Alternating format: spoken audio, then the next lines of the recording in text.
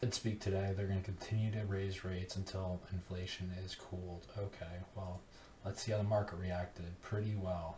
That's because marginally a lot of people are short. This is a short squeeze and bear rally. The one thing that I'd be looking at is gold. How is gold doing? Terrible since the peak of the beginning of the Russian war, but it's hit the $1,800 level where it's bouncing. So you probably want to look at Bitcoin too. Bitcoin's at 30K. Bitcoin's going to be just like gold in the long run. Let me tell you, it's going to be just like gold. S&P 500 companies are going to make money. It doesn't matter if we go into a recession. If we go into a recession, it's probably better for big cap tech. They eliminate all competitors. It's so simple. If you go to the world, see TSM finally up. BABA up pretty big today. ASML up big today.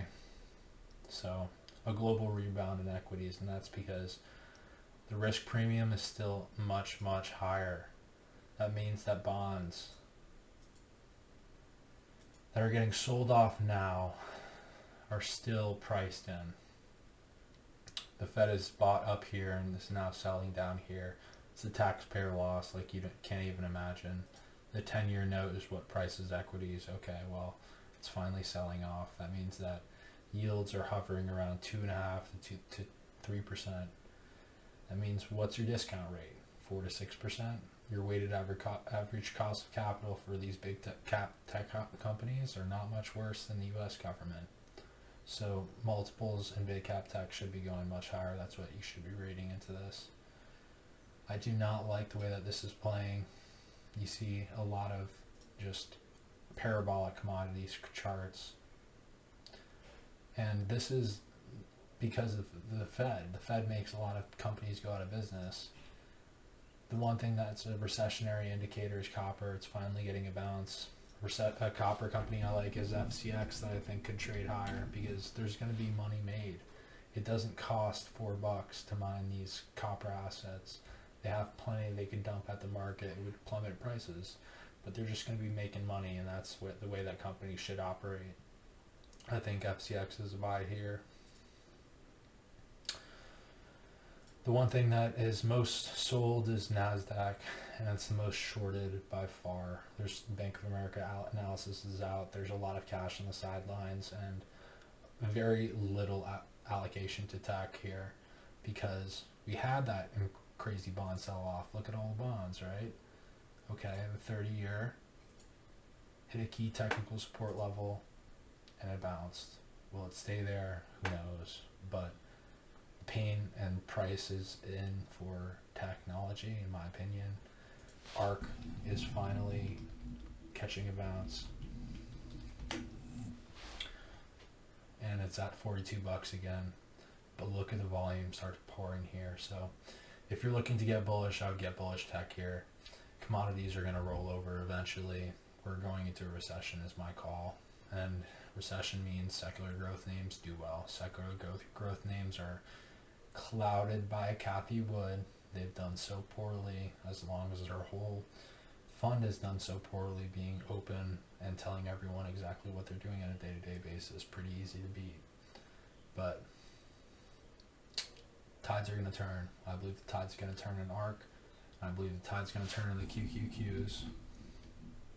I think we're going to go into recession, but I think it's going to be bullish for stocks because they're just going to lay off employees as they always do. See these big cap tech companies, they have high margins. The reason why they don't have higher profit is because they're hiring a lot of people, but they've coded up and developed a lot of what they need to do for the next 5-10 years. The pull forward is on development, maybe more so than demand. And we'll see, hopefully the QQQs trade up to 360 again by the end of the year. And that's a big call because a lot of people are looking bearishly on everything, saying that multiples are going to go down. I think multiples are going to go up. I think earnings are going to go up, but I think earnings are going to go up in the Qs more than anyone else. The commodity charts, of course, there's going to be earnings, but there's a lot of staple companies that I do not like. You see Walmart down more than it's been down ever, I've ever seen, at 11%. And if you go to the world, you see that Everything is up today. BABA, TSM, ASML. It's a huge, huge, huge one-way direction tide. And that's what the Federal Reserve does. We're so dominant that we really do move pretty much everything. So it's unfortunate that the tides all move the same way because it's hard to pick stocks. Oh, everything's up. Buy calls. That's what I said. That's what I said. Buy calls. If you want to look at the indexes, okay, so we had a bounce off of, that almost bear market. That's what we were talking about. I could see us rally higher to 4,200 even, and then sell off again. What we want to make is higher lows. I hope that's possible. So higher lows will keep us together. That will be a good indicator for at least the American economy, American innovation. But even still, I believe that innovation's on discount. So I'd be buying Cathie Wood. I'd be buying the stocks intercompany. Spotify is a company that's sold off so much. It's still loved by hedge funds. And it's finally back over its most recent moving average, its 20-day moving average. Wait until this thing hops over its 50-day moving average and the trend line, and then starts ripping higher because AI, let me tell you, Spotify, Netflix, the ones that are getting sold off the most, they have the most amount of data on consumers. Sure, they probably leaked it to their competitors because they haven't been that smart, but this is a bullish bottom, in my opinion. It's crossing over its 20-day.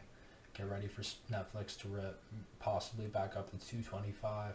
That's probably a level that I would consider because that's where the breakdown really started happening. So it's another Fed day. It's another Fed day. There's so many of these, and this is when the market moves, and it's all because of insider information. I mean, and not saying insider information as people know which way. I mean, they do know which way the stock market's moving because they know what the Fed's going to say. They tell the Fed what to say. Jerome Powell's a listener. He's not a speaker. And it's kind of unfortunate the way that this market works. But in 2022, that's what we have to deal with. And, COVID-19, gun violence, those are going to be the headlines. But what about the economics? I don't think there's enough people getting paid enough in this country. I think prices are way too high. And I think that the Fed will do what it will do, and then we're going to deal with deflation. So that's my call.